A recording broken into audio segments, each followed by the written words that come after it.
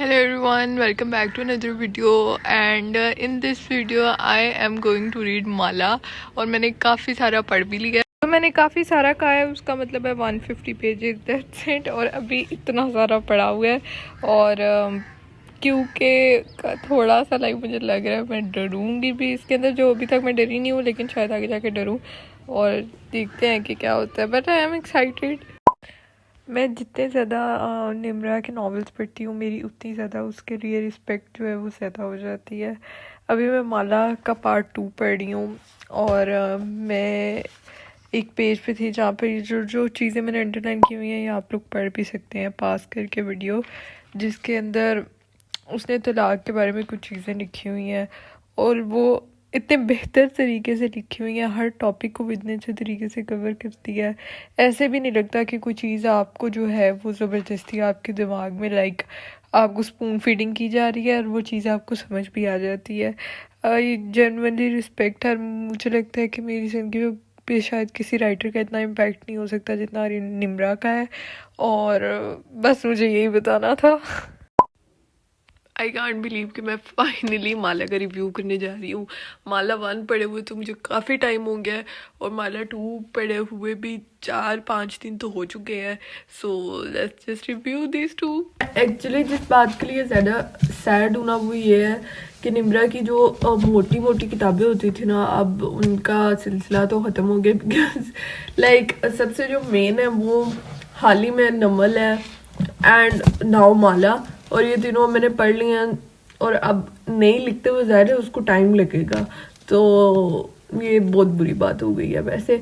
अच्छा, अब अगर बात करते हैं रिव्यू के ऊपर, सो मैं बिल्कुल पता नहीं क्यों मुझे ना, मैंने माला का नाम सुना था, मुझे जब भी मैं कोई बुक पढ़नी होती है मुझे नाम से एक हुक हो जाती हूँ मैं, या फिर उसके कवर पेज से। माला पढ़ने का मेरा दिल ही नहीं था कर रहा, मुझे नहीं पता था क्या प्रॉब्लम है बट मेरा दिल नहीं था कर रहा। माला की बुक 1 आ गई थी, स्टिल मेरा दिल नहीं था कर रहा। माला की इवन लास्ट एपिसोड भी रिलीज हो गई थी तो मैं नहीं थी चाहती उसको पढ़ना पता नहीं क्यों। लेकिन फिर एक दिन मेरी पुप्पो ने मुझे माला 1 गिफ्ट कर दिया, तो मेरे पास और कोई उस टाइम उर्दू बुक थी नहीं, और बेशक मैं इंग्लिश बुक्स की तरफ आ गई हूँ बट स्टिल जो मज़ा मुझे उर्दू बुक्स पढ़ने का आता है वो इंग्लिश का नहीं आता, बिकॉज ऑब्वियसली वो मेरी फर्स्ट लैंग्वेज है, मुझे उसका ज़्यादा मज़ा आएगा। तो फिर मैंने कहा कि बेहतर है मैं कोई इंग्लिश बुक पढ़ूँ, मुझे माला स्टार्ट कर देना चाहिए। That's why I started Mala part 1, और बिकॉज काफ़ी सुपर नेचुरल था, ब्लैक मैजिक और इस तरह की चीज़ों से रिलेटेड था, तो मुझे बहुत डर लग रहा था। मुझे लग रहा था मेरे से पढ़ा नहीं जाएगा, मुझे बहुत प्रॉब्लम होगी, लेकिन ऐसा नहीं हुआ, इतना डर नहीं लगा वैसे पढ़ते हुए, ना ही माला पार्ट 1 और माला पार्ट 2, जो कि बहुत अच्छी बात थी, क्योंकि अगर मुझे लगता मैंने छोड़ देना था, मेरे से पढ़ा नहीं था जाना। और एक और चीज़ मेरे लिए काफ़ी ज़्यादा सरप्राइजिंग थी कि निम्रा इस तरह का कोई टॉपिक लिख रही है, काफ़ी ज़्यादा ये चीज़ थी मेरे लिए। हालांकि निम्रा वैसे आई थिंक काफ़ी ज़्यादा ट्राई करती है कि उनका एक नॉवल दूसरे से डिफरेंट हो, एक जो उनका ओरिजिनल टच होता है वो तो आता ही है हर नॉवल में, और वो तो आना भी चाहिए। आई थिंक उसके लिए हम लोग क्रेविंग हो रही होती है हमारी, ठीक है। But Namal comparatively then Halim और फिर माला, तो तीनों काफ़ी ज़्यादा डिफरेंट है, कोई ऐसी सिमिलैरिटी नहीं है तीनों के अंदर। और दूसरा एक जो सबसे बुरी बात है वो ये है कि मुझे नॉवल स्टार्ट करने से पहले नॉवल की एंडिंग का पता था, ठीक है, जो एंड पे हुआ था लास्ट एपिसोड में वो मुझे पता था। अब ये मेरे लिए, अगर आप लोग सोच रहे होंगे कि इसको क्या मजा आया होगा पढ़ने, इतना बड़ा स्पॉइलर इसको ऑलरेडी पता था नॉवल का, तो क्या ही मजा आया होगा पढ़ने में, बट ऐसा नहीं है, क्योंकि मुझे लगता है कि मेरा उतना बड़ा दिल नहीं था टूटा जो आप लोगों के साथ हुआ था, तो मैं बहुत जल्दी रिकवर कर गई थी, मुझे एक्चुअली कोई प्रॉब्लम ही नहीं थी हुई।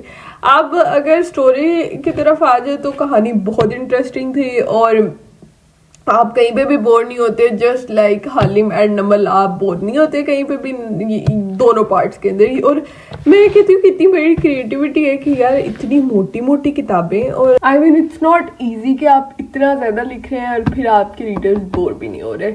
उसके अलावा अगर मैं कैरेक्टर्स की बात करूँ तो बी रियली ऑनेस्ट, मुझे बहुत देर तक मुझे कैरेक्टर्स इतने पसंद थे ठीक है। मुझे बीरबल का कैरेक्टर बहुत ज़्यादा पसंद था, टू बी रियली ऑनेस्ट। मुझे क्योंकि पूरे नॉवल में जिसकी बातों पर मुझे सबसे ज़्यादा हंसी आती थी वो बीरबल के कैरेक्टर के ऊपर आती थी। मुझे उसका कैरेक्टर शायद सबसे ज़्यादा पसंद था। माला की कुछ चीज़ों की मुझे समझ नहीं थी आती, बट कहीं ना कहीं राइटर ने इंट्रो के अंदर भी मेंशन किया था निम्रा ने कि ये वैसा नहीं है कि, क्योंकि नॉर्मली जो राइटर्स होते हैं वो अपने कैरेक्टर्स को कुछ बुरा करने ही नहीं देते, उनको उनसे इतना प्यार होता है कि उनको बहुत जल्दी बचा लेते हैं। बट ये जो नॉवल है इसके अंदर आम लोग हैं जो कि मतलब बहुत सारी चीजें जानते बूझते हुए भी गलतियां करेंगे, और ऐसा ही हो रहा था नॉवल के अंदर, क्योंकि माला ने काफी सारी गलतियां की थी। But it's okay. बाकी मुझे अब समझ ही नहीं आ रही कि मैं क्या बोलूँ। हाँ, एक और बहुत इंपॉर्टेंट चीज जो कि ब्लैक मैजिक से रिलेटेड थी, और उसके अंदर मुझे लग रहा था कि मैं बहुत डर जाऊंगी, ये हो जाएगा वो हो जाएगा, क्योंकि बिकॉज मुझे इन चीज़ों को ना ही पढ़ने का मजा आता है ना ही देखने का मजा आता है। बट ऐसा नहीं हुआ। मुझे लगता है निम्रा ने इतनी अच्छी हिम्मत दी, अगर कोई बंदा वाकई इन चीज़ों के अंदर फंस गया है और किसी का ये चैलेंज है सबसे बड़ा, तो उसको माला फॉर श्योर पढ़ना चाहिए। और जैसे माही की उस शेख के साथ जो बातें हो रही होती हैं, इवन निम्रा ने खुद 3 दफा मेंशन किया था कि आपकी जिंदगी में जो होना है वो होना है, ठीक है, वो ऑलरेडी रिटन है, उसको कोई चेंज नहीं कर सकता, कोई कुछ नहीं कर सकता।